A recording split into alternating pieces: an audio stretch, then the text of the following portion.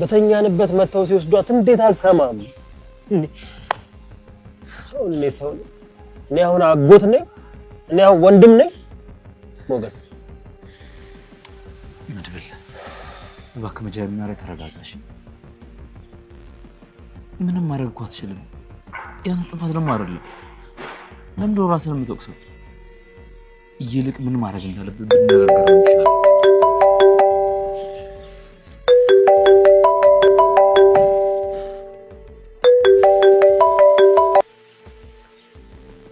ሄሎ ካሌብ እባላለሁ። ካሌብ ሙሲሳ። ትደውላለህ ብዬ እየጠበቅኩ ነበር አቶ መድብል። ምሳሌ ከኔ ጋር ናት። በአሪፍ ሼፍ የተሰራ ምግብ ላይ ቆንጆ መልስ እየነሰነስኩበት ነው። አሁን ይዘውት ወደ ምሳሌ ክፍል ይሄዳሉ። ከዛም ያቀርቡላታል። 5 ደቂቃ ብቻ ሰጥቻለሁ። ዝናን ፍታው።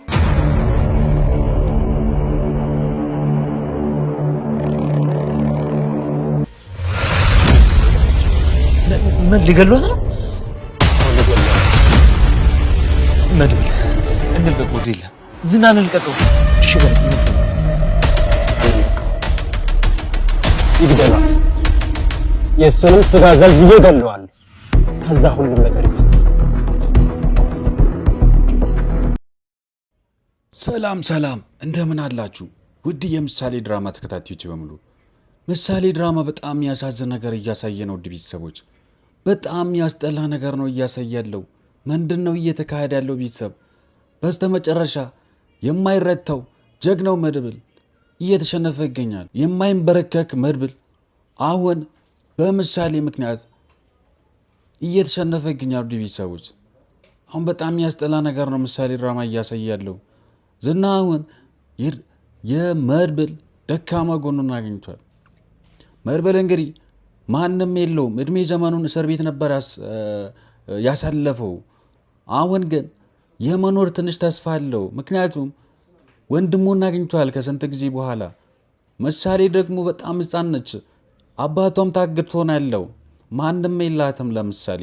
ስለዚህ መድብል አሁን የሚኖርበት ምክንያት ብኖር ለምሳሌ ብሎ ነው። ውድ ቤተሰቦች ይሄን ነገር ደካማ ጎኑ ምሳሌ እንደሆነች ይሄን ስለደረሱ ነው ውድ ቤተሰቦች አሁን ምሳሌን ያገቱት። በጣም ጭንቅላታቸውን ተጠቅሟል ውድ ቤተሰቦች። ይህ በጣም የሚያስጠላ የሚያሳዝን ነገር ነው። አሁን እንግዲህ መድብልን የመጨረሻ እያስፈራሩ ይገኛል። ይሄ ምንድነው? ካሌብ ሙሲሳ በጣም ቀመርተኛ የሆነ ሰው ነው። በጣም ከባድ ጭንቅላት አለውና በጣም ከባድ ወንጀለኛ የሆነ ሰው ነው። አሁን ግን ለመድብል በጣም መሰናከል ሆኖታል። መድብል ከዚህ በኋላ ምንም አይነት አቅም አለው ብዬ አልገምትም። ውድ ቤተሰቦች እስኪ እንዴት ምን ትላላችሁ? ሐሳብ አስተያየታችሁን በድራማው ዙሪያ ላይ ኮሜንት ሴክሽን ላይ አስቀምጡልኝ። ውድ ቤተሰቦች ይህን ድራማ እየተከታተላችሁት ይህን ቻናል ሳብስክራይብ ያላደረጋችሁት ሁላችሁም ሳብስክራይብ እያደረጋችሁት ቤተሰብ ከሆናችሁ ደግሞ ይህን ቪዲዮ ለብዙ ሰው እንዲደርስ ሼር በማድረግ ለድራማው ያላችሁና ለዚህ ቻናል ያላችሁን ፍቅር ያሳዩልኝ። ውድ ቤተሰቦች ሌላው በጣም ምሳሌ ክፍል ላይ በጣም እኔን ያሳዘነኝ ፓርት አሁን ከዚህ በኋላ መድብል ዝናን ብለቅም ምሳሌ ላተርፍ ትችላለች። ምሳሌ ላይለቁት ይችላሉ። ከመድብል ሌላ ነገር ሊፈልጉ ይችላሉ። ይሄ ነገር በጣም አሳሳቢ ነው። ውድ ቤተሰቦች እስኪ ስንቶቻችሁ ናቸው ይሄ ነገር የተረዳችሁት? አሁን እነሱ እያሉ ያሉት ዝና ይለቀቅ ከዛ በኋላ ምሳሌን ለቃታለን እያሉ ይገኛሉ። ይሄ ነገር ደግሞ መድብል በምንም ታሪክ እየተስማማ አይደለም። እኔ እንደ ሐሳብ መድብል በጣም ትክክል ነው የምላችሁ። ዝና መለቀቅ የለበትም ነው የምላችሁ። ዲቪ ሰዎች እስኪ ምን ትላላችሁ እናንተ? በእኔ ሐሳብ የምትስማሙት ሁላችሁም ይሄን ቪዲዮ ላይክ አድርጋችሁት ሐሳብ አስተያየታችሁን ዝና ይለቀቅ ወይስ አይለቀቅ፣ መድብል እየሰራ ያለው ነገር ትክክል ነው ወይስ ትክክል አይደለም? እስኪ ግምታችሁን ሐሳብ አስተያየታችሁን የተሰማችሁ ነገር ኮሜንት ሴክሽን ላይ አስቀምጡልኝ ውድ ቤተሰቦች። ሌላው ቅድስት በጣም ያስጠላ ነገር እየሰራች ናት። ተወዛግባለች ነው የምላችሁ ውድ ቤተሰቦች። ምክንያቱም ብሩክ እንግዲህ ከዛ ቤት ስጠፋ ደብዳቤ አስቀምጦ ነበር ወጣው። በተደጋጋሚ ደግሞ የምሳሌን አደራ ለቅድስት እየሰጠ ነበር። ይህም እንግዲህ እኔ ላልመለስ እችላለሁ፣ ግን ምሳሌን አደራ ብሎ ነበር ያወጣው። ስለዚህ ቅድስት ደግሞ የምሳሌ ኃላፊነት አለባት ነው የምላችሁ ቤተሰቦች። አሁን ምሳሌ አንድ ነገር ብትሆን ቅድስትን እንግዲህ ጸጸት ህይወቷ እንግዲህ በጣም ከባድ የሚባል ችግር ውስጥ ትገባለች ማለት ነው ቤተሰቦች። ይሄ ደግሞ በጣም የሚያስጠላ ነገር ነው። ምክንያቱም ማድረግ እየቻለች ምሳሌን ሳታድን ከቀረች እንግዲህ በጣም ትጸጸታለች በህይወቷም። አንደኛ ደስ የማይልም ቤተሰቦች። ለዚህ ነው አሁን ከመድብል ጋር እየተስማማች አይደለችም፣ ግብግብ ውስጥ ገብታለች። ይሄ ደግሞ ለዝና በጣም አድቫንቴጅ ነው የምላችሁ ቤተሰቦች። ዝና አሁን ይሄን እድል በጣም እየተጠቀመ ይገኛሉ ቤተሰቦች። ቅድስት ተረብሻለች ነው የምላችሁ ቤተሰቦች። አዎ በእርግጥ እሷ አይታም ስለማታቅ እንደዛ ደግሞ አስባ ስለማታቅ ምሳሌ ስለተያዘች በጣም ልትረብሽ ትችላለች። ግን መረጋጋት ነው ያለባት ነው የምላችሁ ቤተሰቦች። ሌላው ደግሞ በጣም እኔ ያሳቀኝና ከዚህ ድራማ ምሳሌ ድራማ ካሳየው በዛሬው ክፍል ካሳየው ነገር መሃል በጣም የገረመኝ ፓርት ምንድነው? ቅድስት እንግዲህ መሀለት እግር ስር ወድቃ ይቅርታ ጠየቀችው። ይሄን እንግዲህ መሀለት በጣም ደስ ብሏታል። ኩራቷን እንግዲህ በጣም ኮርታለች። ማለትም እንግዲህ ምንድነው በተደጋጋሚ ስትዝት ነበረችና በስተመጨረሻ ግን እንዳቀረችው እንዳሰበችው አርጋ ስላሳየች ጃስት እንደሚያረግ ሰው አክት እያደረገች ነበር። በጣም እኔ አስቀኛለችና ይሄ ነገር እስቲ እንዴት አያችሁት?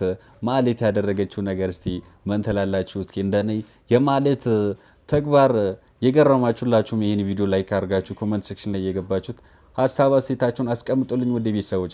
አሁን ካሌብ ሞሲሳ ሌላ ታሪክ ውስጥ ገብቷል ነው የምላችሁ ውድ ቤተሰቦች። በምንም ታሪክ ዝናን ሳያስፈታ ወደኋላ ምል አይደለም። አሁን ደግሞ እሱን ቆርጦ ነው ተነሳው።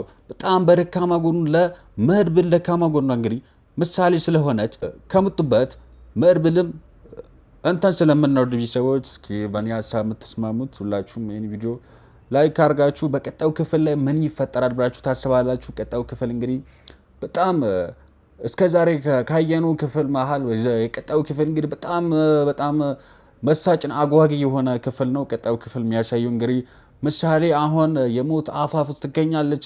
ካሌብ ሞሲሳ እንግዲህ ምግብ ላይ መርዝ ጨምሬ እሰጣታለሁ ያለ ነው።